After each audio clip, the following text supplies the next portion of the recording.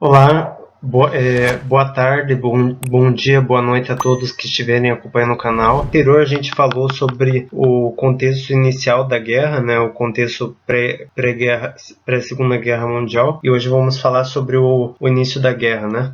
A gente vai analisar o início da Segunda Guerra Mundial e compreender os primeiros movimentos da guerra.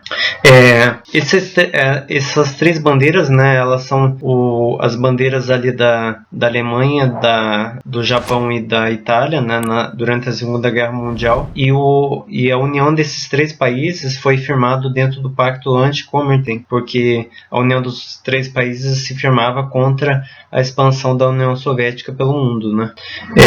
Conforme estava aparecendo, né, Alemanha, Itália e Império do Japão, e eles formaram o eixo, né. O eixo era a aliança desses três países na Guerra Mundial. Então a gente pode ver nesse quadro, por exemplo, que fala sobre o jogo Call of Duty, né? E a Segunda Guerra Mundial, ela é sem dúvida o conflito mais estudado pelos pesquisadores. Ela também ela é de interesse para muitos filmes, né, romances e jogos, e acaba atraindo o interesse de variados públicos, né? E aí ele faz uma pergunta, né? Você tem ideia do porquê? O filme O Resgate do Soldado Ryan, por exemplo, foi um dos filmes mais premiados em relação à Segunda Guerra Mundial. Ele recebeu 5 Oscars em 99 e foi indicado para mais 6 prêmios. Ele foi a segunda maior bilheteria mundial em 98. E os filmes de guerra atraem grande bilheteria. E também o filme O Resgate do Soldado Ryan se refere a um acontecimento real que aconteceu na Segunda Guerra Mundial. Existem outros filmes, né, que também têm essa temática, como O Menino do Pijama Listrado, Os Bastardos Inglórios, e também tem um filme recente que é o Jojo Rabbit, que é um filme que fala sobre a juventude hitlerista na Alemanha. Uma guerra como nunca antes vista. A Segunda Guerra Mundial ela foi o maior conflito de todos os tempos, né? Ela acabou envolvendo 70 países, 100 milhões de soldados e mais de $1 trilhão. Países de diferentes correntes político-ideológicas se uniram para enfrentar a Alemanha, Itália e Japão contra o seu expansionismo militar. E a guerra envolveu direta e indiretamente todos os continentes. Inclusive, muitas batalhas ocorreram na África, no Oceano Pacífico. Também a gente tem participação da Austrália nesse conflito. Então, o número de mortos é estimado em 60 milhões de pessoas. Boa parte não morreu em campos de batalha, eram civis de várias idades. Milhões morreram em bombardeios aéreos, fuzilados por tropas de ocupação, asfixiados em câmaras de gás e pulverizados pelas bombas nucleares de Nagasaki e Hiroshima.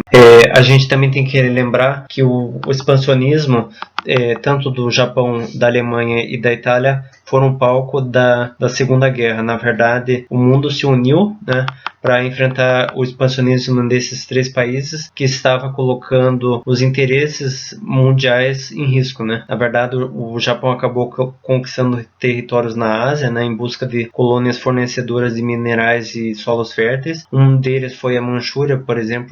A Itália acabou ampliando suas colônias na África, invadindo a Etiópia, e a Alemanha acabou jogando uma guerra diplomática na formação da Grande Alemanha. Avançava sem disparar um tiro. Percebeu que os movimentos dos países do eixo são anteriores à guerra? Na verdade, a Alemanha ela já estava preocupando o mundo, né, em relação às suas anexações. Primeiramente anexou a Áustria, depois a Tchecoslováquia, a Moldávia, a Boêmia, e também houve uma anexação de uma parte do território francês que tinha ocupação alemã.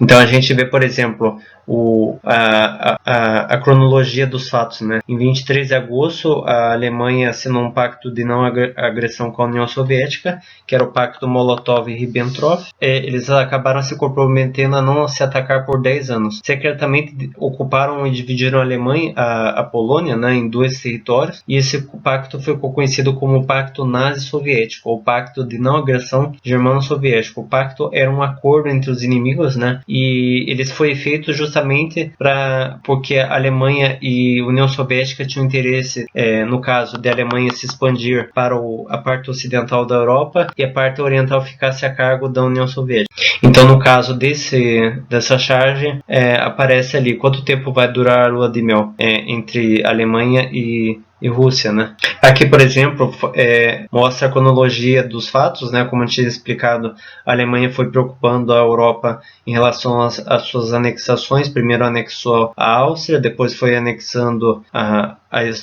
Eslováquia, né? A Tchecoslováquia, a Boêmia, a Morávia. Também acabou ocupando os Sudetos e também foi ocupando a Renânia, o Sarne francês, e também houve também a anexação da Prússia Oriental ali, na parte...